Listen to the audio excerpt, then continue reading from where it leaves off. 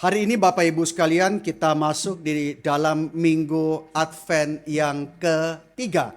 Minggu Advent yang pertama ada yang masih ingat apa temanya? Minggu Advent yang pertama bicara tentang hope. Minggu Advent yang kedua bicara tentang peace, damai. Dan Minggu Advent yang ketiga bicara tentang joy, sukacita. Dan nanti minggu depan adalah Minggu Advent yang keempat, di mana kita akan berbicara tentang love. Dan Advent adalah masa penantian. Orang-orang di perjanjian lama mereka menantikan Sang Mesias. Tetapi kita pun juga bukan hanya melihat ke belakang, tetapi kita menantikan satu hari di depan. Satu hari yang gilang gemilang, satu hari yang penuh dengan pengharapan yang terpenuhi, hari yang dimana damai sepenuhnya hadir, sukacita yang besar menjadi bagian kita dan juga kita hidup dalam kasih yang sempurna. Hari di mana Kristus datang pada kali yang kedua. Inilah pengharapan kita, Advent bagi kita. Baik, mari kita akan membaca satu bagian firman Tuhan. Hari ini tema kita adalah kesukaan besar, great joy. Dan kita akan membaca satu bagian firman Tuhan. Saya mengajak kita membuka Alkitab kita dari Lukas, pasal yang kedua, ayat ke-8 sampai ayat ke-20. Saya membaca ayat yang genap, ayat 8, Bapak Ibu ayat 9. Demikian seterusnya. Mari membaca dengan suara yang lantang, kita menikmati ibadah pembacaan kolektif bersama-sama dengan saudara-saudari yang lain. Mari kita membuka Alkitab kita, Lukas pasal kedua, saya baca lebih dulu ayat ke-8, satu perikop yang diberi judul Gembala-Gembala. Lukas pasal 2 ayat ke-8, di daerah itu ada gembala-gembala yang tinggal di padang menjaga kawanan ternak mereka pada waktu malam. Tiba-tiba berdirilah seorang malaikat Tuhan di dekat mereka, dan kemuliaan Tuhan bersinar meliputi mereka, dan mereka sangat ketakutan. Lalu kata malaikat itu kepada mereka, "Jangan takut, sebab sesungguhnya aku memberitakan kepadamu kesukaan besar untuk seluruh bangsa. Hari ini telah lahir bagimu juru selamat, yaitu Kristus Tuhan di kota Daud. Dan inilah tandanya bagimu, kamu akan menjumpai seorang bayi dibungkus dengan lampin dan terbaring di dalam palungan." Dan tiba-tiba tampaklah bersama-sama dengan malaikat itu sejumlah besar bala tentara surga yang memuji Allah. Katanya, "Kemuliaan bagi Allah di tempat yang maha tinggi, dan damai sejahtera di bumi di antara manusia yang berkenan kepadanya." setelah malaikat-malaikat itu meninggalkan mereka dan kembali ke surga, gembala-gembala itu berkata seorang kepada yang lain, "Marilah kita pergi ke Bethlehem untuk melihat apa yang terjadi di sana, seperti yang diberitahukan Tuhan kepada kita." Lalu mereka cepat-cepat berangkat dan menjumpai Maria dan Yusuf dan bayi itu yang sedang berbaring di dalam palungan. Dan ketika mereka melihatnya, mereka memberitahukan apa yang telah dikatakan kepada mereka tentang anak itu. Dan semua orang yang mendengarnya heran tentang apa yang dikatakan gembala-gembala itu kepada mereka. Tetapi Maria menyimpan segala perkara itu di dalam hatinya dan merenungkannya. Dan bersama-sama ayat ke-20. Maka kembalilah gembala-gembala itu sambil memuji dan memuliakan Allah, karena segala sesuatu yang mereka dengar dan mereka lihat, semuanya sesuai dengan apa yang telah dikatakan kepada mereka. Mari kita masuk dalam doa. Kami berdoa Tuhan, kami sungguh bersyukur kami boleh mengenal Tuhan Yesus, dan kami mengenal Yesus sebagai Tuhan dan Juru Selamat kami.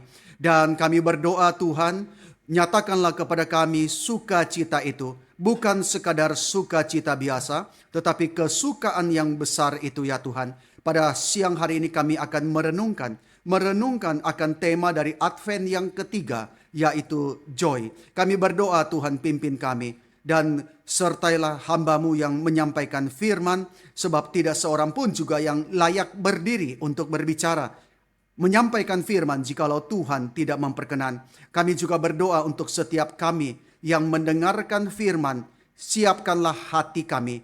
Mungkin ya Tuhan, kami sedang di dalam pemberontakan kepadamu. Pada saat ini hati kami keras, pada saat ini Mungkin dosa sedang menguasai hati kami, sehingga kami begitu sulit untuk mendengar firman.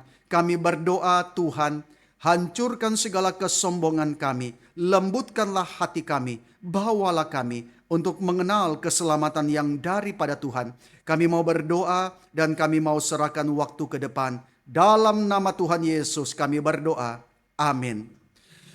Di dalam Lukas, bagian Lukas yang kita baca tadi, saya mengulangi ayat yang ke-10. Di situ malaikat berkata kepada mereka, jangan takut kepada para gembala itu, sebab sesungguhnya aku memberitakan kepadamu kesukaan besar. Di dalam Alkitab bahasa Inggris adalah good news of great joy. Aku memberitakan satu kabar kesukaan besar untuk seluruh bangsa. Hari ini kita akan merenungkan kalimat malaikat kepada para gembala itu. Sesungguhnya aku memberitakan kepadamu kesukaan besar. Nah saudara, kalau kita ditanya apa bedanya antara sukacita dan duka cita, kira-kira apa bedanya? Oh gampang. Kita tahu apa bedanya joy and grief. Bedanya apa? Kita tahu. Kalau orang bersuka cita, karangan bunganya pasti beda saudara sekalian ya. Maka yang bikin karangan bunga jangan sampai salah tulis. Turut berduka cita, padahal harusnya turut bersuka cita. Atau turut bersuka cita, tahu-taunya turut berduka cita. Nah kita tahu bedanya. Sangat mudah. Tetapi apa bedanya antara kesukaan dengan kesukaan yang besar? Antara sukacita dengan sukacita besar. Antara joy and great joy. Nah saudara, kalau ditanya segera mungkin terlintas. Oh, sukacita itu kalau begini. Saya naik gaji. Lalu misalnya ya, ada yang naik gaji 10 juta. Oh senang sekali. Ini namanya kesukaan. Nah kalau kesukaan besar itu apa? Oh kalau naik gaji 100 juta. Nah itu kesukaan besar. 10 kali lipat. Kita suka dengan yang namanya 10 kali lipat. Asal jangan sakitnya 10 kali lipat. Nah tapi kalau yang menguntungkan kita senang. Apakah itu bedanya? Kesukaan biasa dengan kesukaan besar? Tidak. Bukan secara kuantitatif, saudara sekalian. Maka hari ini kita akan merenungkan kesukaan besar sebagaimana yang diwartakan oleh para malaikat. Saudara, bagian Injil Lukas yang kita baca tadi adalah kisah tentang paduan suara termegah yang dinyanyikan oleh bala tentara sorga yang datang kepada para gembala, membawa kabar kesukaan besar. Saudara, kadang-kadang kita baca ya, ini seperti satu hal yang berlebihan pemborosan. Karena apa? Karena paduan suara termegah sepanjang jagat, sepanjang sejarah. Nyanyinya di padang rumput kepada para gembala. Kita merasa sayang sekali saudara. Nah waktu KKR Natal Pendeta Stephen Tong, baru-baru ini di Surabaya Convention Center, Paduan Suara Surabaya, Pendeta Stephen Tong sangat senang membawakan lagu yang begitu indah walaupun lagunya sangat sulit. Lagu karangan daripada George Friedrich Handel, Unto Us a Child is Born. Ini bukan lagu yang mudah, ini lagu yang sulit. Nah ada orang-orang begini ya, seumur hidup bikin sulit orang lain ya, bikin lagu sangat sulit, orang latihannya sulit. Tapi di balik kesulitan itu barulah kita lihat yang namanya keindahan saudara sekalian. Ketika mereka berlatih, anggota Paduan Suara Surabaya berlatih, banyak yang sudah mau menyerah. Ini rahasia di balik layar saudara ya. Karena kali pertama latihan kok susahnya minta ampun. Tetapi kita bersyukur Tuhan kirim ada orang-orang sabar melatih dengan baik. Sehingga waktu saudara dengar cuma sekian menit, wah luar biasa. Kita senang. Di balik itu latihannya susah. Nah paduan suara yang latihan bagus, nyanyi bagus, harusnya di kebaktian seperti ini.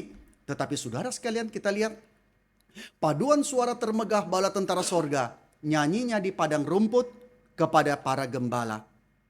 Tetapi bukan itu yang penting. Bukan audiensnya yang penting. Bukan tempatnya yang penting. Tetapi beritanya yang penting.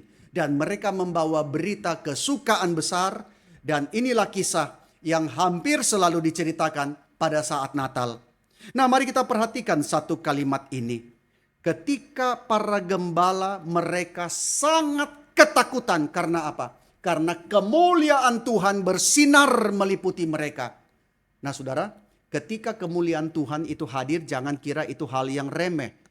Orang kalau kesaksian, oh kemarin malam saya ketemu Tuhan, lalu bicaranya biasa-biasa. Saudara, itu omong kosong. Tidak ada orang yang ketemu dengan kemuliaan Tuhan tidak penuh dengan ketakutan, kegentaran. Nah, saudara sekalian, gembala sangat ketakutan ketika mereka sedang berjaga di padang, lalu mendadak kemuliaan Tuhan yang begitu spektakuler hadir, bersinar meliputi mereka. Mereka ketakutan. Nah, di situ malaikat menenangkan para gembala. Malaikat mengatakan, jangan takut. Kenapa tidak usah takut? Karena aku memberitakan kepadamu kesukaan besar untuk seluruh bangsa. Jadi kenapa Anda usah takut ketika Tuhan datang dalam kemuliaannya? Karena dia datang membawa kesukaan yang besar. Sekarang mengapa saudara disebut kesukaan yang besar? Kenapa disebut kesukaan yang besar? Jawabannya di ayat 11. Karena hari ini telah lahir bagimu juru selamat, yaitu Kristus Tuhan di kota Daud. Hari ini engkau yang berseteru dengan Allah, engkau mendapat pengharapan. Ada perdamaian yang dikerjakan oleh Kristus Sang Anak Allah, Tuhan yang lahir di kota Daud. Disebut kesukaan besar karena Allah berkenan menjadi manusia demi keselamatan kita. Saudara, Allah berkenan menjadi manusia. Bagi banyak orang Kristen, kalimat ini sudah terlalu umum. Allah jadi manusia, Allah jadi manusia, Allah berkenan jadi manusia. Sehingga kita sudah kehilangan ketakjuban itu. Waktu kita baca atau kita nyanyikan lagu-lagu Natal, saudara ya. Apakah kita menyanyikannya dengan ketakjuban bahwa Tuhan berkenan jadi manusia. Nah, saudara, ada satu film dokumenter pernah diputar di Netflix. Satu film dokumenter yang berjudul Voice of Fire tentang pembentukan satu paduan suara gerejawi yang menginisiasi adalah seorang penyanyi top.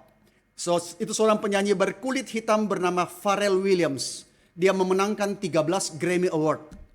Seorang penyanyi terkenal bersama pamannya Bishop Ezekiel Williams dan para worship leader. Kemudian mereka membentuk choir itu, paduan suara yang suaranya luar biasa, paduan suara yang sangat luar biasa mereka memuji. Nah, ada satu adegan ketika Pharrell Williams dia mengunjungi para penyanyi sebelum mereka tampil. Ketika Pharrell Williams masuk ke ruangan itu, mereka begitu excited, mereka sampai hampir pingsan. Kenapa? Karena selebriti yang begitu besar, pemenang 13 Grammy Award, bersedia mengunjungi mereka. Bagi mereka ini sukacita bagi mereka. Maka sekarang saudara pikirkan. Ketika Allah berkenan hadir di antara manusia. Apalagi bukan manusia yang bersiap menyambut. Tadi paduan suara itu sudah sangat mengenal siapa Pharrell Williams. Sehingga ketika penyanyi itu datang mereka langsung sukacita. Bayangkan ketika Allah berkenan hadir di antara manusia. Apalagi di antara manusia yang memberontak, membangkang, yang mendukakan dia. Allah berkenan hadir. Bagaimana seharusnya perasaan kita? Bagaimana seharusnya? Maka tidak heran saudara sekalian malaikat menyebutnya sebagai great joy. Ini adalah kesukaan besar. Saudara, mengapa Allah menjadi manusia adalah peristiwa yang sangat amat besar, saudara ya? Allah menjadi manusia bukan peristiwa biasa. Saya mendengarkan dari teman-teman yang bagi brosur di pintu masuk dari mall, saudara. Ada yang dari agama seberang ketika menerima brosur itu mengatakan tidak mungkin Allah jadi manusia. Tidak mungkin. Karena tidak masuk dalam pikiran kita. Saudara, mengapa Allah menjadi manusia itu adalah peristiwa yang sangat amat besar. Pertama, kita harus membandingkan antara Allah dengan manusia. Siapa Allah, siapa manusia. Tapi untuk itu saya mengantar saudara dulu membandingkan dalam skala yang lebih kecil, saudara ya. Saya mau tanya, siapa di sini yang suka anjing? Pendeta Benyamin Intan mengatakan yang suka anjing ada dua macam. Yang suka pelihara anjing dan versi yang lain. Nah, saudara yang mana? Nah, ada orang yang sayang dengan anjingnya. Begitu suka, begitu sayang dengan anjing sampai dia melakukan apapun yang terbaik bagi anjingnya.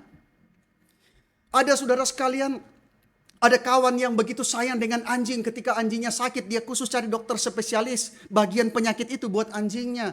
Lalu rela datang dari sore sampai tengah malam untuk menunggu giliran supaya anjingnya diperiksa dan diobati, saudara. Begitu sayang. Ada juga yang begitu sayang dengan anjing sampai anaknya bilang, "Papa ini kami sakit tidak pernah dibawa ke rumah sakit, anjing sakit dibawa ke rumah sakit." Nah saudara, bahkan saudara, ada seorang kawan ketika saya mengunjungi rumahnya, saya lihat kandang anjingnya di depan rumah, intip ke dalam ada AC, saudara. Luar biasa sayang dengan anjing, saudara. Orang yang sayang dengan anjing, sekarang saya mau tanya. Kalau saudara diminta untuk masuk ke dalam rahim anjing, lalu lahir sebagai anak anjing, saudara mau? Saudara mau? Langsung terbayang ya? Tidak mungkin lah. Jadi anjing. Mana masuk akal? Nah saudara lihat ya. Ini pun dalam derajat sama-sama ciptaan. Manusia dengan anjing. Maka saudara bayangkan ketika Allah yang jadi manusia. Tetapi untuk mengantar kita lebih mengerti, mari kita lihat Alkitab mengajarkan Allah kita Allah yang bagaimana. Saya kasih beberapa bagian dari doktrin Allah, saudara. Allah kita Allah yang bagaimana? Alkitab mengajarkan pertama, Allah kita adalah Allah yang self-sufficient. Yaitu Allah yang cukup pada dirinya sendiri. Artinya, Allah tidak bergantung kepada apapun juga untuk keberadaannya. Betul enggak? Kalau dia adalah Allah, dia tidak bergantung pada apapun. Tetapi saudara, banyak orang kira dia yang urus Allahnya. Dia yang kasih makan Allahnya. Dia yang jaga Allahnya. Dia yang bela Allahnya. Tapi Alkitab mengatakan Allah tidak bergantung kepada apapun juga untuk keberadaannya. Di dalam Keluaran pasal 3, Musa berjumpa. Allah datang kepada Musa, berbicara kepada Musa di dalam semak duri yang terbakar tetapi tidak dimakan api. Wah, ini hal yang luar biasa. Semak duri kering begitu gampang habis dimakan api. Dan api kalau nyala itu butuh bahan bakar. Tetapi di dalam peristiwa itu, api itu tidak butuh bahan bakar. Api itu menyala tanpa memakan semak duri. Ini juga adalah satu gambaran daripada Sang Anak Allah, Kristus. Allah yang menjadi manusia. Nah saudara sekalian, Allah tidak bergantung kepada apapun juga. Kita tidak bisa. Saya dari tadi bicara banyak. Saya butuh nafas saudara sekalian. Coba saudara sekarang, kalau saya minta, mari kita 5 menit hening cipta tahan napas. Wah, saudara pikir cilaka. Bisa mati. Nah kita tidak bernafas saja bisa mati saudara. Tidak makan bisa mati. Kita sangat lemah. Kita butuh banyak hal. Waktu sakit kita butuh dokter. Waktu sakit kita dibawa ke rumah sakit. Waktu kita lapar kita harus makan. Banyak hal saudara. Sekarang bayangkan. Ketika Allah jadi manusia. Allah yang tidak butuh apapun. Sekarang bergantung kepada banyak hal. Allah yang tidak butuh apapun. Lahir sebagai bayi. Harus diurus oleh kedua orang tuanya. Harus dibesarkan. Diberi makan. Dan Yesus menjadi bergantung kepada makan, minum, banyak hal. Saudara sekalian. Dan Alkitab juga mengatakan bahwa Allah kita adalah Allah yang tidak berubah. Sementara segala sesuatu berubah, Allah tetap sama. Kita berubah enggak? Kita berubah. Dari waktu ke waktu kita berubah. Saudara yang sekarang sudah berubah dari saudara sebelum datang ke tempat ini. Kita berubah dari bayi menjadi anak, remaja, bergumul, struggle, menjadi pemuda yang galau, lalu menjadi dewasa dan kemudian menjadi tua. Dari sehat menjadi sakit, dari kuat menjadi lemah. Saudara sekalian, kita berubah. Perubahan itu ada yang menyenangkan, ada pula yang tidak kita inginkan, saudara. Tapi intinya kita berubah. Artis-artis muda mau selalu, aku tidak mau tua, Elvis Presley. Tidak mau tua, begitu tua, gelisah dia. Artis-artis mau selalu muda, selalu cantik, tampan. Tapi tidak bisa, mereka akan berubah. Bayangkan Allah yang tidak berubah. Ketika berinkarnasi menjadi manusia, dia masuk ke dalam perubahan, saudara. Lalu Alkitab juga mengatakan Allah itu tidak terbatas. Ketidakterbatasan Allah menyatakan dia berbeda dari ciptaannya. Pada Allah tidak ada keterbatasan. Kita sangat banyak keterbatasan. Saudara, kadang-kadang kita bayangkan, kalau kita bisa ke gereja, tidak usah pakai mobil, saudara ya. Tinggal pakai teleport. Ada satu ruangan kamar kecil. kamar ganti misalnya, kita masuk cek langsung muncul di gereja. Wih asik ya. Tapi tidak bisa. Kita penuh dengan keterbatasan. Saya nggak bisa khotbah di dua tempat pada saat yang bersamaan. Penguasa-penguasa mau berkuasa tanpa batas. Tidak bisa. Ketika kita mencoba melampaui limitasi kita. Orang kerja lewat batas. Orang berkuasa lewat batas. Ketika kita mencoba melampaui batasan kita, pasti ada yang rusak. Pasti ada yang rusak. Ketika seorang hamba Tuhan mau berkuasa lebih daripada teritori dia, pasti ada yang rusak. Ketika seorang pemimpin mau berkuasa, mau menentukan apa-apa lebih daripada otoritas dia, pasti ada yang rusak. Nah saudara, tidak enak berada dalam keterbatasan. Tapi ketika Allah menjadi manusia, dia masuk ke dalam yang namanya keterbatasan. Tidak enak. Kalau saudara biasa tidak terbatas ya, sekarang saudara terbatas. Saudara bebas jalan, saudara bebas olahraga, saudara bebas kerja. Tiba-tiba saudara kena stroke. Tiba-tiba saudara nggak bisa ngapa-ngapain. Otak masih bisa, aku masih bisa kerja. Tapi badan nggak bisa. Rasanya bagaimana saudara? Masuk ke dalam keterbatasan. Lalu Alkitab juga mengatakan Allah kita adalah Allah yang kekal, dalam arti tidak terbatas, tidak dibatasi oleh waktu. Kita tidak menemukan Alkitab bicara tentang permulaan dan akhir dari keberadaan Allah. Maka saudara bayangkan ketika Allah menjadi manusia harus masuk ke dalam waktu. Yesus melayani mulai umur 30, saudara. Dia menunggu waktu. Sebagai seorang imam yang akan mempersembahkan korban dirinya sendiri, dia menunggu waktu. Saudara bayangkan dia harus masuk ke dalam waktu. Lalu Alkitab juga mengatakan Allah kita tidak terbatas dalam hal kehadirannya. Allah maha hadir. Alkitab mengatakan langit dan bumi tidak bisa menampung Allah, saudara. Tidak bisa menampung Allah. Tapi bayangkan ketika Allah menjadi manusia membatas diri. Anselmus, seorang bapak gereja mengatakan, Tuhan itu adalah Dia yang mana yang lebih besar daripada itu saudara tidak bisa bayangkan lagi. Jadi saudara coba bayangkan satu gambaran pribadi yang sangat besar, sangat besar, sangat besar. Sangat besar sampai saudara mentok, nggak bisa bayangkan lagi. Anselmus mengatakan itulah Allah. Saudara bisa nggak pikir sesuatu yang besar itu sampai ada batasannya? Nggak bisa. Waktu kita mikir pasti ada sesuatu yang lebih besar lagi muncul dalam bayangan kita. Maka Anselmus mengatakan ketika saudara tidak bisa mikir lagi yang lebih besar, itulah Allah. Maka sekarang saudara bayangkan saudara, Allah yang demikian dia menjadi manusia. Allah yang demikian menjadi manusia. Dan menjadi manusia melalui proses kelahiran seperti kita pada umumnya. Ini pertanyaan yang sangat besar. Bagaimana mungkin Allah menjadi manusia? Tetapi dalam Yohanes pasal pertama ayat 14 berkata, firman itu telah menjadi manusia dan diam di antara kita. Dan kita telah melihat kemuliaannya, yaitu kemuliaan yang diberikan kepadanya sebagai anak tunggal Bapa, penuh kasih karunia dan kebenaran. Nah saudara, saya ingin membagikan dua istilah di dalam teologi ya, berkenaan Allah menjadi manusia. Yang satu cukup familiar bagi kita, tetapi yang satu lagi tidak sering kita dengar. Yang pertama adalah inkarnasi. Satu istilah yang cukup familiar bagi kita. Secara harafiah itu berarti Allah, anak Allah yang kekal masuk ke dalam dunia dengan bertubuh manusia. Inkarnasi. Yesus mengenakan tubuh yang berdaging dan berdarah dan menjadi sepenuhnya manusia. Nah saudara, menjadi manusia tidak berarti Yesus berhenti sebagai Allah. Nah orang sering bertanya, waktu Yesus jadi manusia surga kosong dong. Allah, sang anak Allah nggak ada di surga. Tidak. Ketika Yesus jadi manusia tidak berarti dia berhenti sebagai Allah. Di dalam menjadi manusia dia tidak melepas natur ilahinya. Sebaliknya dia menjadi manusia dengan mengenakan natur manusia sebagai tambahan kepada natur ilahinya.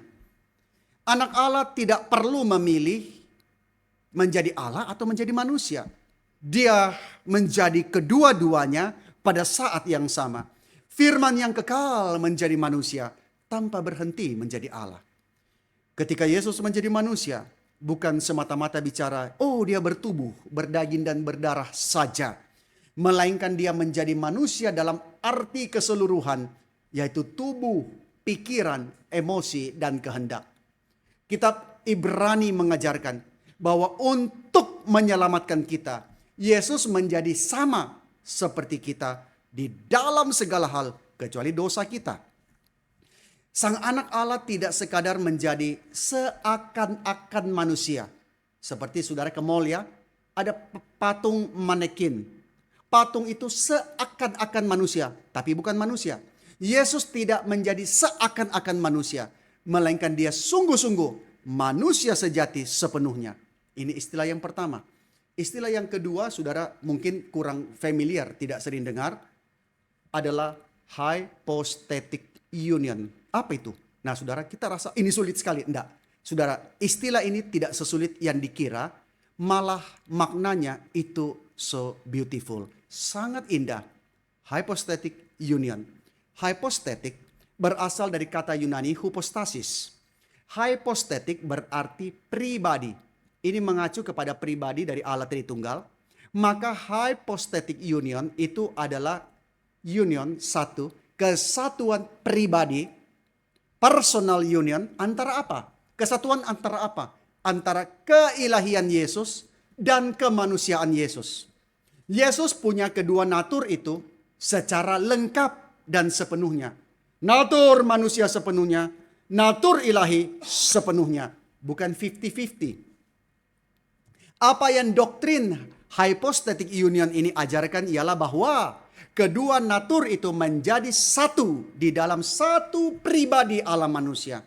Jadi Yesus dua pribadi atau satu pribadi? Satu pribadi.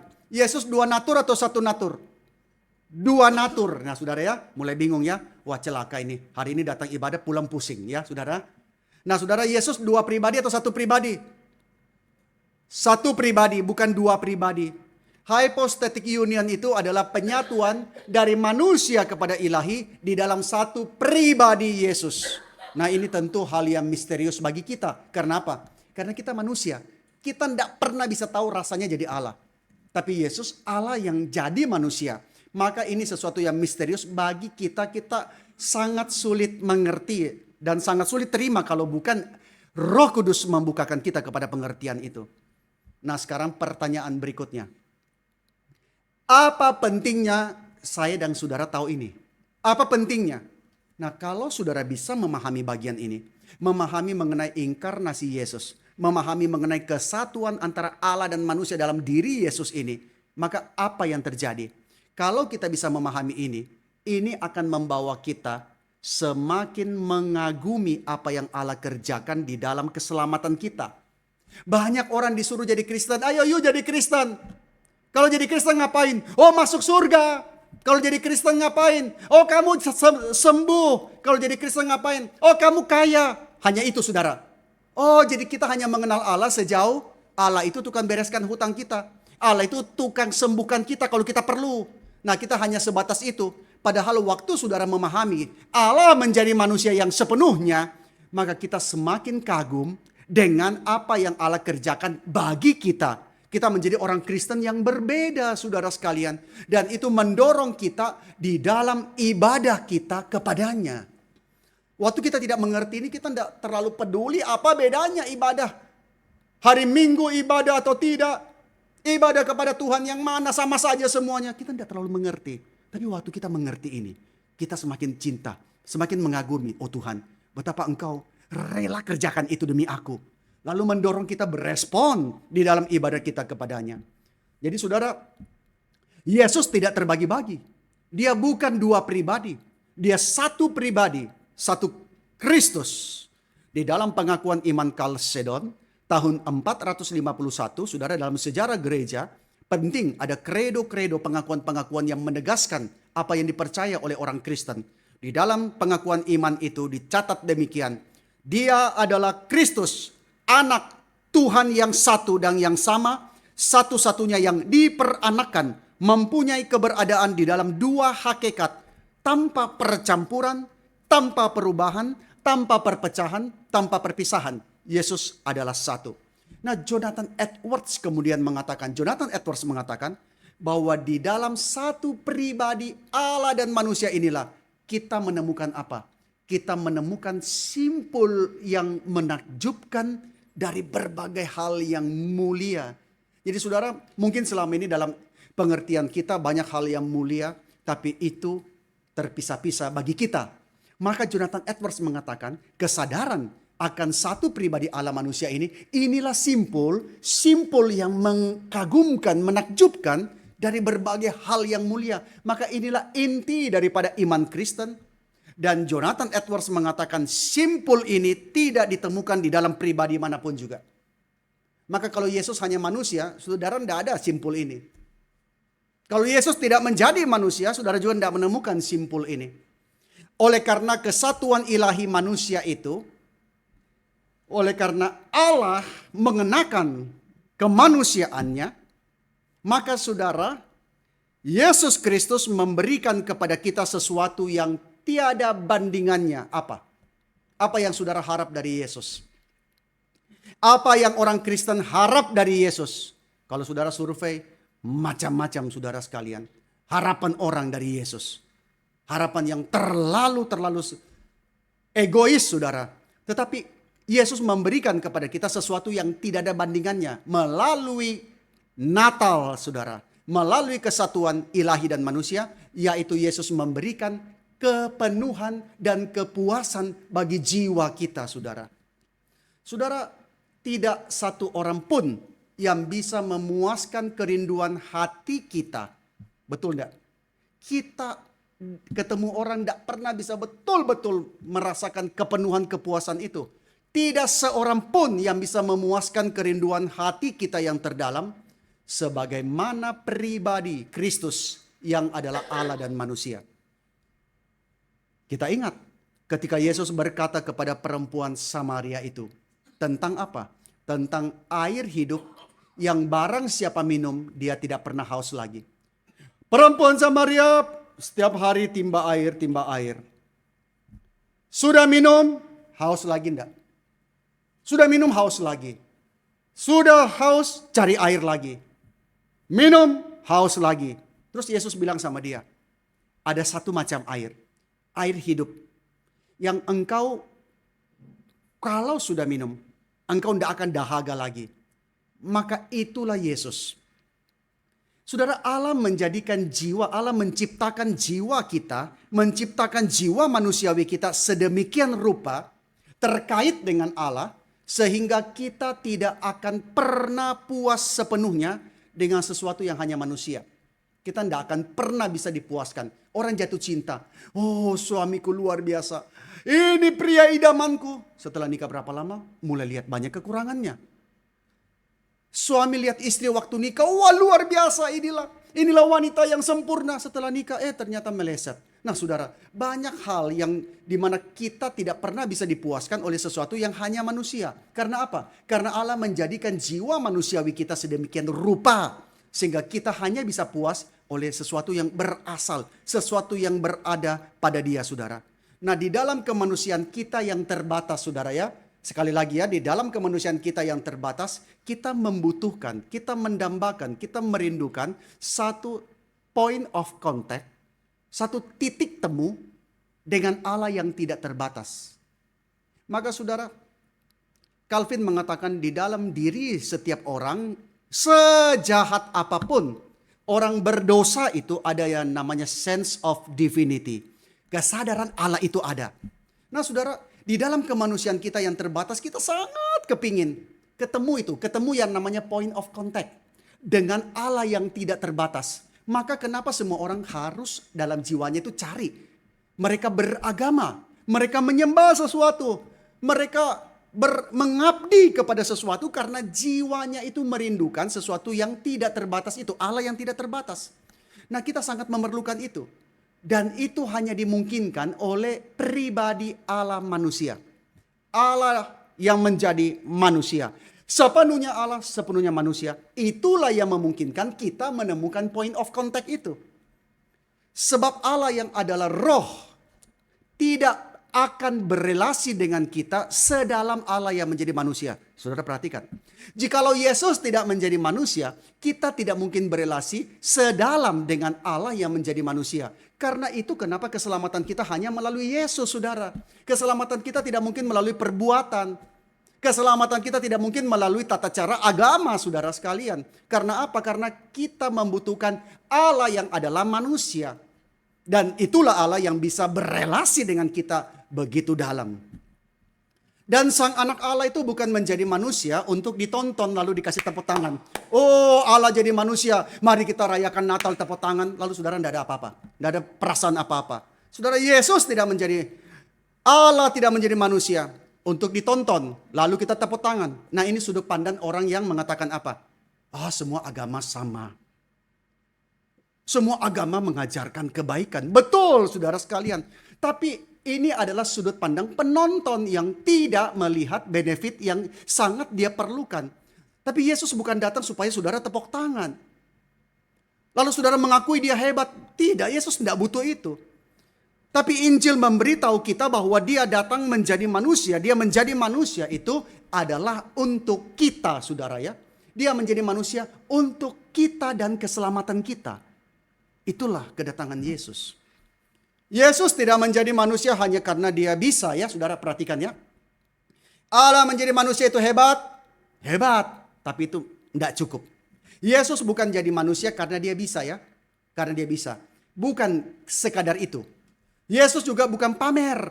Yesus juga bukan jadi manusia karena manusia menantang. Hei Allah, bisakah turun jadi manusia?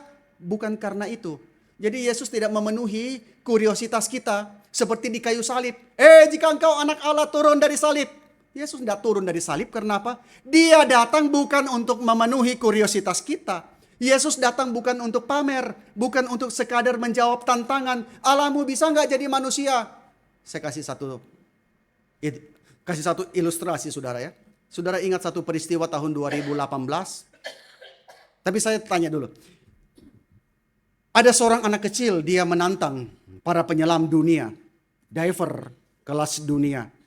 Dia menantang, para penyelam dunia, kamu sudah biasa menyelam di laut yang dalam.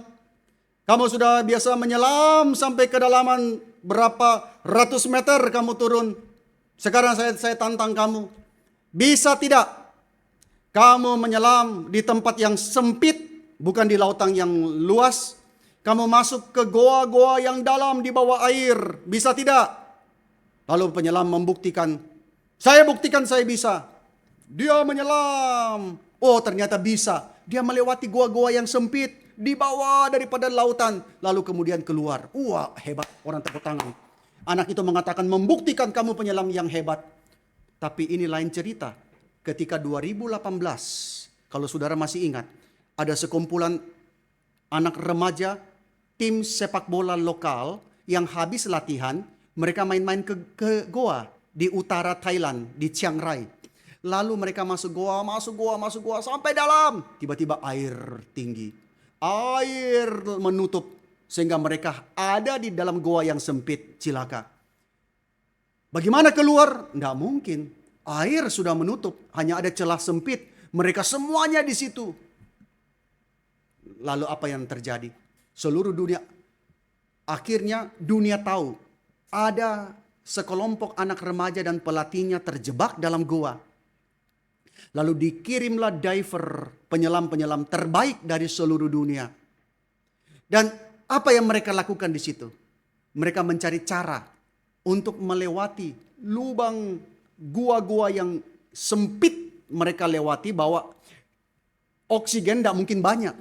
Mereka akan terjepit di tengah-tengah gua itu. Bahwa oksigen yang mereka perkirakan cukup untuk sampai di situ. Lalu mereka menyelam.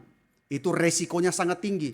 Karena gelapnya luar biasa, saudara bayangkan. Di tengah-tengah, di bawah air yang begitu gelap pekat, saudara tidak tahu di depan ada apa. Di depan ada batu kah menghambat. Dan saudara itu ada lubang-lubang yang begitu sempit sampai badan itu tidak bisa balik, tidak bisa maju. Hanya bisa maju. Jadi kalau saudara kehabisan oksigen, mati. Dan ada penyelam yang memang mati, saudara sekalian. Di dalam misi penyelamatan itu. Lalu akhirnya terjadi penyelamatan yang dramatis. penyelam-penyelam itu berhasil tembus. Akhirnya dengan cara yang di luar daripada pikiran kita. Akhirnya semuanya bisa diselamatkan. Nah sekarang, apa bedanya? Yang pertama menyelam untuk membuktikan dia hebat. Yang kedua menyelam untuk menyelamatkan nyawa yang terjebak.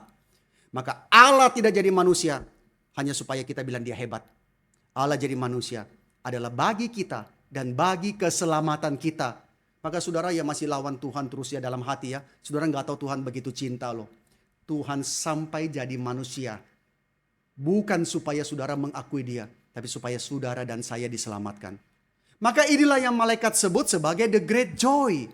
Sebagai kesukaan yang besar. Kenapa disebut sebagai kesukaan yang besar? Karena apa yang paling mendalam.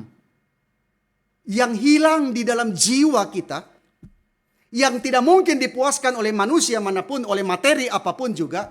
Sekarang diberikan kepada kita. Melalui kelahiran Kristus. Sang pribadi Allah dan manusia. Maka saudara, apa yang tidak mungkin saudara ya, kita dapatkan. Yang hilang oleh karena kejatuhan manusia ke dalam dosa. Sekarang diberikan kepada kita melalui kelahiran daripada Yesus. Inilah yang dikumandangkan oleh bala tentara sorga. Tibanya kesukaan yang besar itu saudara sekalian. Inilah yang dikumandangkan oleh bala tentara sorga. Saudara, sukacita itu sesuatu yang biasa kita alami, saudara ya. Sukacita itu perasaan yang kita miliki karena apa? Karena Allah yang mencipta saudara adalah Allah yang berbahagia. Allah yang bersukacita, Allah yang penuh dengan joy. Waktu dia menciptakan dunia ini penuh dengan sukacita. Saudara, kita menyaksikan dunia binatang aja penuh dengan sukacita, saudara. Mereka bermain, mereka menikmati. Matahari bersinar, bunga-bunga dan sebagainya. Allah menciptakan kita dengan perasaan sukacita, saudara. Dan kita sudah menikmati itu. Kita sudah merasakan sukacitanya, bukan? Kita sudah mencicipi kebaikannya dalam dunia ini, bukan? Sekalipun dunia yang telah dikutuk oleh dosa. Saudara pernah semuanya mengalami perasaan emosional yang begitu riang yang Allah karuniakan. Meskipun pada saat ini saudara sedang bergumul. Meskipun saat ini saudara sedang sedih. Tapi saudara pernah mengalami yang namanya perasaan emosi sukacita itu. Banyak hal. Saudara bisa menyelesaikan kerjaan. Waduh, kerjaan sudah deadline. Tiba-tiba saudara dikejar waktu, saudara bisa menuntaskannya. Wah, senang. Karena pekerjaan sudah selesai.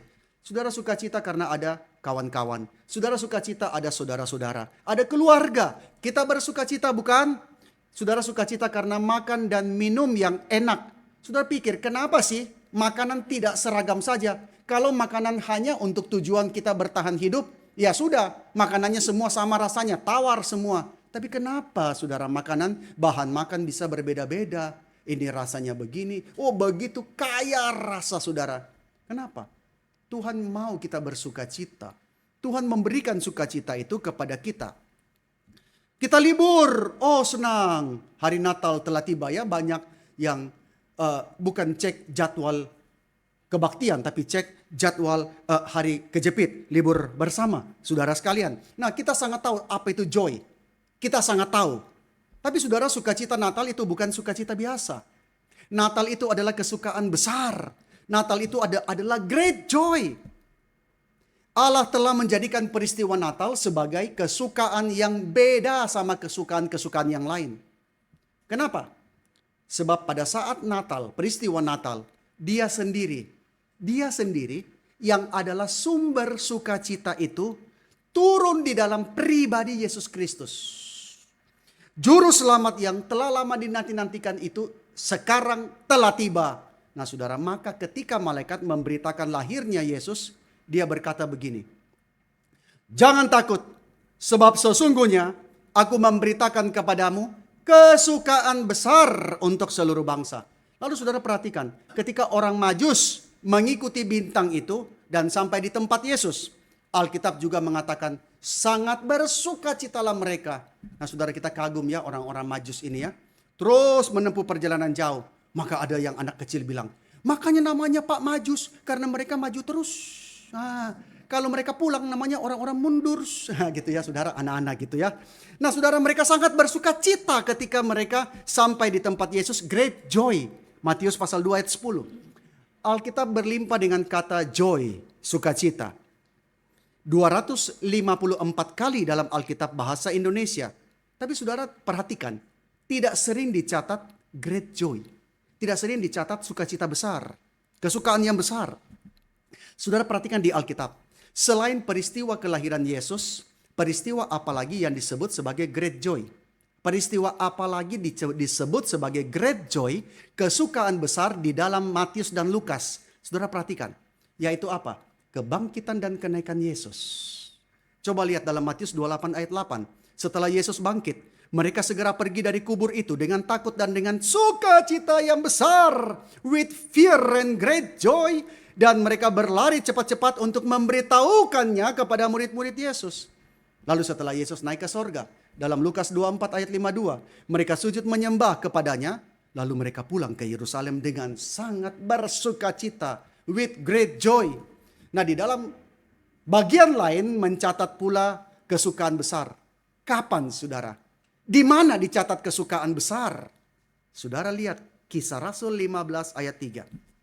Mereka diantarkan oleh jemaat sampai keluar kota, lalu mereka berjalan melalui Fenisia dan Samaria, dan di tempat-tempat itu mereka menceritakan tentang pertobatan orang-orang yang tidak mengenal Allah. Hal itu mendatangkan sukacita yang besar. Hal itu sangat menggembirakan hati. Di dalam bahasa Inggris, hal itu brought great joy.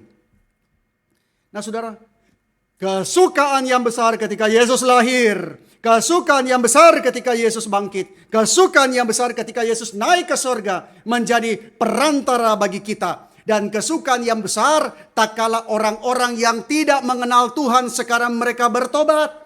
Tak kala orang-orang yang belum percaya, yang sedang berjalan menuju kepada kebinasaan, yang sedang menuju kepada penghakiman daripada Tuhan Allah, lalu mereka direbut daripada jalan itu dan mereka dibawa kepada keselamatan. Itulah great joy. Itulah kesukaan yang besar. Waktu seorang yang tidak percaya, yang melawan Tuhan, yang menolak Tuhan, sekarang dia berbalik, bertobat, dia mengikuti Tuhan, maka itulah kesukaan yang besar. Saudara sekalian, adalah kesukaan yang besar ketika orang berdosa yang bertobat masuk menjadi umat perjanjian Tuhan, saudara. Kita bukan senang, bertambah orang Kristen. Saudara, Tuhan tidak butuh orang Kristen semakin bertambah. Orang Kristen bertambah jumlahnya secara kuantitatif belum tentu, saudara, mereka sungguh-sungguh percaya. Tetapi saudara, sukacita besar waktu orang yang sedang menuju kepada kebinasaan, mereka boleh direbut, dibawa kepada Tuhan. Yudas pasal yang ke-24, satu pasal saja bicara tentang kesukaan besar bagi mereka yang datang ke hadapan Tuhan.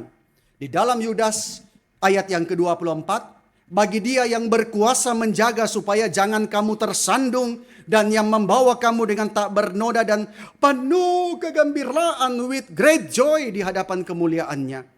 Nah saudara, momen-momen kesukaan besar saudara itu adalah momen yang selalu berkait dengan hadirnya Allah, dengan dicurahkannya karunia-Nya dan tergenapinya rencananya. Saudara, ini memang momen yang sangat besar saudara ya, momen yang penuh dengan great joy. Saya pernah ceritakan di sini kan bagaimana dalam satu persekutuan kecil dulu ketika mungkin 20 tahun, hampir 16-17 tahun yang lalu saudara sekalian, dalam satu persekutuan kecil ada satu keluarga hadir.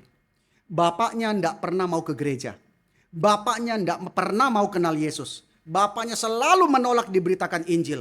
Diberitakan Injil marah-marah. Diberitakan Injil menolak berita itu. Istri dan anak-anak semuanya pergi ke gereja. Tapi dia tidak pernah mau. Tapi satu hari itu dia ikut. Dia ikut ke gereja. Dia ikut ke persekutuan. Dia tidak mau ke gereja. Dia ke persekutuan. Lalu hari itu firman Tuhan sudah dibagikan. Apa keunikan daripada iman Kristen? Lalu dia mulai mikir. Lalu ketika tanya jawab, ditanya siapa yang mau bertanya? Setelah yang lain bertanya, dia kemudian bilang, sekarang saya mau bicara. Wah, bicara apa? Mungkin dia marah. Kita nggak tahu. Mungkin dia marah karena iman Kristen diperbandingkan dengan apa yang dia percaya. Tapi hari itu dia mengatakan, saya mau bicara. Setelah saya perhatikan, setelah saya lihat anak-anak saya pikir, saya hari ini mau bicara. Saya mau jadi orang Kristen. Wah, saudara. Ketika dia bilang saya mau jadi orang Kristen, ruangan itu dipenuhi oleh sukacita yang besar. Saya tidak bisa melukiskannya, saudara. Saya bisa ceritakan. Tapi saudara kalau hadir di situ, saudara baru merasakan sukacita yang besar itu memenuhi seluruh ruangan. Istri dan anak-anaknya loncat, saudara. Loncat dari kursi. Mereka lari, mereka maju. Mereka peluk kaki papanya. 3 anak itu sama istrinya peluk kaki papanya. Oh Tuhan, terima kasih. Puji Tuhan, puji Tuhan. Wah, ini pemandangan yang sangat indah. Saudara nggak bisa merasakan itu di tempat lain. Mereka toko emas.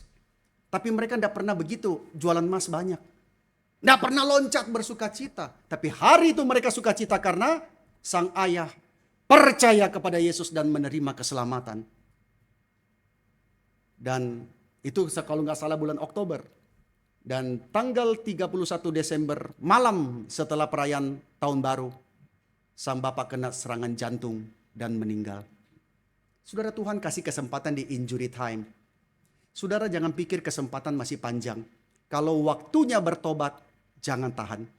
Bertobat. Kembali kepada Tuhan. Itu sukacita sangat besar. Nah saudara, kita bisa dapat kesukaan, dapat sukacita ya. Dapat uang banyak, senang gak? Oh senang lah dapat uang banyak. Kita bisa joy dengan dapat uang banyak. Orang bisa sukacita masuk rumah baru. Orang bisa sukacita dapat pekerjaan baru yang lebih bergengsi. Orang bisa sukacita waktu dapat kenikmatan yang dialami tubuhnya. Tetapi saudara tidak bisa menikmati yang namanya sukacita besar, kesukaan besar melalui semuanya itu. Saudara, Allah memberikan sukacita sehari-hari untuk kita nikmati. Betul enggak? Tuhan kasih sukacita kok. Saya kalau setiap pagi minum secangkir kopi, mencium baunya, saya terus mikir, Tuhan, kok Tuhan begitu ajaib ya? Biji macam begini saja Tuhan bikin berapa macam. Baunya beda, rasanya beda. Itu baru kopi, saudara. Belum yang lain. Tuhan kasih kita sukacita sehari-hari untuk apa? Supaya saudara tahu apa yang namanya kesukaan besar satu hari nanti. Supaya satu hari nanti saudara tahu apa yang namanya great joy. Harus ada joy sebelum saudara tahu apa namanya great joy. Nah saudara, Allah merancang dunianya yang ada sukacita. Untuk mempersiapkan kita menyambut kesukaan besar. Maka celaka saudara yang sudah nikmati sukacita. Saudara tidak nikmati kesukaan besar. Allah merancang dunia yang ada sukacita untuk mempersiapkan kita menyambut kesukaan besar di dalam Kristus Sang Anak. Kesukaan besar di dalam kelahiran daripada Yesus Kristus Sang Anak Allah, itu adalah puncak dan poros dari seluruh great joy. Kenapa? Saudara perhatikan. Ketika malaikat itu memberitakan kepada para gembala, bala tentara sorga dalam Injil Lukas menyanyikan begini. Kemuliaan bagi Allah di tempat yang maha tinggi. Dan damai sejahtera di bumi di antara manusia yang berkenan kepadanya. Maka ini macam kesukaan yang bukan cuma ada di bumi saja. Ini macam kesukaan yang malaikat pun takjub. Ini kesukaan yang dari bumi sampai ke tempat yang maha tinggi sampai ke sorga, saudara. Berita ini bukan saja menjadi kesukaan besar bagi para gembala yang ada di lapisan paling bawah dari masyarakat yang paling rendah. Tetapi ini juga menjadi kesukaan besar bagi segenap bala tentara sorga. Malaikat-malaikat yang menanti-nantikan dan yang begitu kepingin tahu ini apa sih. 1 Petrus pasal pertama ayat 12 mencatat bahwa berita Injil adalah berita hal-hal yang ingin diketahui oleh malaikat-malaikat. Mereka tidak bisa mencicipi karena mereka malaikat. Kita manusia mencicipi keselamatan itu. Mereka kepingin tahu, kok Tuhan begitu sayangnya sih sama makhluk yang macam begini? Kok Tuhan sayang sih sama manusia yang macam begitu? Manusia yang membantah Tuhan, manusia yang tukang tipu, manusia yang membunuh satu dengan yang lain, manusia yang berzina, berselingkuh, manusia yang tidak jujur, segala macam. Kok Tuhan sayang sih? Dan malaikat itu kaget. Kok Tuhan begitu sayang sampai dia mengutus anak Allah datang ke dalam dunia? Maka surat Petrus mencatat malaikat begitu kepingin tahu hal-hal ini. Dan mereka begitu kagum, oh Tuhan cintamu begitu besar. Maka mereka memuji Tuhan di dalam choir yang begitu agung, saudara sekalian. Dalam Matius pasal 2 maupun Lukas pasal 2, great joy ketika hadir. Apa yang terjadi? Nah saudara ya, kita sudah terima Yesus. Pertanyaannya setelah itu apa? Setelah itu apa? Setelah kita melihat great joy hadir, diikuti oleh praise and worship. Nah saudara, kita kadang-kadang sudah disalah mengertikan, misleading oleh banyak yang sebut praise and worship, praise and worship. Tetapi sebenarnya bukan praise and worship sebagai respon terhadap kesukaan yang besar itu. Di dalam Lukas pasal 2 ayat 20, maka kembalilah gembala-gembala itu sambil memuji dan memuliakan Allah. Saudara, Lukas pasal 2 ayat 20. Karena segala sesuatu yang mereka dengar dan mereka lihat, semuanya sesuai apa yang dikatakan kepada mereka. Lalu Matius pasal 2 ayat 11, orang Majus. Maka masuklah mereka ke dalam rumah itu dan melihat anak itu bersama Maria ibunya, lalu sujud menyembah dia. Itulah saudara sekalian respon. Waktu saudara kenal Yesus, responnya apa? Waktu saudara kenal Yesus, apakah seluruh hidup saudara itu penuh dengan praise and worship? Dan kesukaan besar itu menjangkau bukan hanya segelintir orang. Lukas pasal 2 ayat 10 mengatakan kesukaan besar itu untuk seluruh bangsa. Bukan hanya raja-raja dan pembesar, tapi juga gembala-gembala yang di dalam level yang rendah. Bukan cuma orang Israel, tapi juga orang kafir, orang yang disebut non-Israel. Semua warna kulit, laki-laki dan perempuan, pemimpin agama dan orang awam, semua. Tidak ada bangsa, tidak ada golongan yang dikecualikan. Sukacita itu menjangkau segala macam orang di semua tempat di sepanjang waktu. Dan kesukaan itu bukan cuma tinggi luas, tetapi juga begitu dalam. Kesukaan itu, saudara perhatikan ya, kesukaan besar itu mengatasi segala ketakutan dan segala duka cita. Sukacita yang besar itu, great joy itu, lebih dalam dari duka cita dan kesakitan apapun.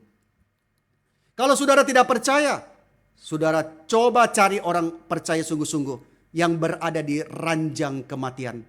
Saudara tahu bahwa ternyata kesukaan besar itu mengalahkan duka cita. Kesukaan besar itu mengalahkan ketakutan itu, saudara. Ada orang-orang yang begitu takut dengan kematian karena dia tidak tahu siapa yang lebih besar daripada kematian itu. Tapi bagi yang mengenal Kristus, mengenal Yesus, kesukaan itu mengalahkan duka cita dan kesakitan apapun. Kesukaan besar datang ke dalam dunia yang penuh dengan dosa, yang diliputi oleh ketakutan, yang didera oleh duka dan derita yang tidak habis-habisnya. Di tengah dunia macam begini, kita menemukan pengharapan itu. Kita menemukan sukacita yang sejati. Karena Yesus telah datang ke dalam dunia. Di tengah dunia macam ini. Maka saudara, meskipun kelahiran Yesus, itu kita perhatikan, meskipun kelahiran Yesus adalah kelahiran yang penuh kesukaan besar. Oh, Yesus lahir, malaikat memberitakan, aku memberitakan kepadamu kesukaan besar. Tapi kita perhatikan, ketika Yesus lahir dan dia melayani, Yesus sendiri tidak melepaskan diri dari yang namanya duka cita. Yesus sendiri tidak melepaskan diri dari ratapan, saudara. Yesus tidak melarikan diri dari kesusahan. Yesus tidak melarikan diri dari penderitaan. Melainkan Yesus dengan rela menanggung penderitaan yang begitu hebat. Sebab apa? Sebab Yesus tahu penderitaannya lah yang akan menjadi jaminan kita dapat sukacita besar itu. Kalau malaikat memberitakan kesukaan besar, tapi Yesus tidak mau menderita. Yesus tidak mau naik ke atas kayu salib. Yesus tidak mau disalibkan mati. Maka percuma, kita tidak dapat kesukaan besar itu. Maka saudara, penderitaan Yesus menjadi jaminan bahwa kita pasti memiliki kesukaan yang besar itu. Tanpa melalui semuanya itu, kesukaan besar yang dijanjikan itu tidak akan tergenapi. Dan kita bersyukur, Yesus sudah menang.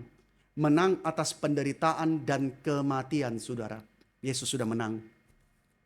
Sehingga Sang Juru Selamat kita, Yesus Kristus, sumber segala sukacita, dia sekarang, dia bisa menyertai kita sampai akhir. Sampai kepada kesudahan segala sesuatu. Dia bisa menyertai kita, menuntun kita melewati lembah bayang-bayang maut. Waktu saudara sakit berat, saudara ada ketakutan. saya akan mati. Saya akan menghadapi bayang-bayang maut. Tapi waktu saudara punya Yesus, saudara tahu Yesus akan menyertai saudara melewati lembah bayang-bayang maut. Yesus akan menguatkan kita waktu kita melangkah di tengah-tengah ketakutan. Yesus akan menghiburkan kita di dalam setiap ratap kita. Yesus akan menopang kita di tengah-tengah penderitaan kita. Dan Yesus pernah berkata kepada muridnya dalam Yohanes pasal 16 ayat 22. Yesus berkata, demikian juga kamu sekarang diliputi duka cita. Tetapi aku akan melihat kamu lagi dan hatimu akan bergembira dan tidak seorang pun yang bisa merampas kegembiraan itu daripadamu. Maka saudara, kita hidup di tengah dunia semakin hari semakin baik? Tidak. Banyak penderitaan, banyak kesusahan. Kita tidak tahu hari besok apa. Kita doa bagi bencana, korban di sana tidak tahu hidupnya susah macam apa saudara sekalian. Tidak tahu hari esok seperti apa. Kita hidup dalam dunia yang tidak baik-baik saja. Tetapi Yesus mengatakan, aku akan kembali dan aku akan melihat kamu lagi. Hatimu akan bersukacita, bergembira. Dan tidak seorang pun bisa rampas kegembiraan itu daripadamu. Saudara, ini pengharapan kita. Inilah berita Advent, saudara. Berita Advent ketiga, yaitu joy yang Tuhan berikan kepada setiap yang percaya kepadanya. Mari kita masuk dalam doa. Kami berdoa dan kami bersukacita sebab Engkau mengasihi kami.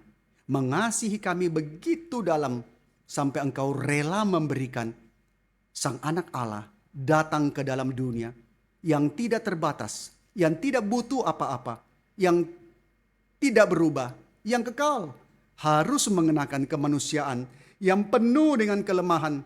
Harus seperti kami yang penuh dengan keterbatasan. Supaya Sang Anak Allah bisa menerima kematian, penderitaan yang seharusnya kami terima. Supaya kami dibebaskan dan kami beroleh satu sukacita yang sejati. Kami bersyukur ya Tuhan, cinta Tuhan terlalu besar bagi kami. Tuhan ampuni kami, sebab kami seringkali menganggap rendah. Kami seringkali menghina akan cinta kasih Tuhan. Padahal Engkau menanggung segala sesuatunya. Bukan membuktikan Engkau hebat, tapi karena Engkau mengasihi kami. Terima kasih Tuhan. Kami berdoa, kami mau bersyukur. Dalam nama Tuhan Yesus. Amin.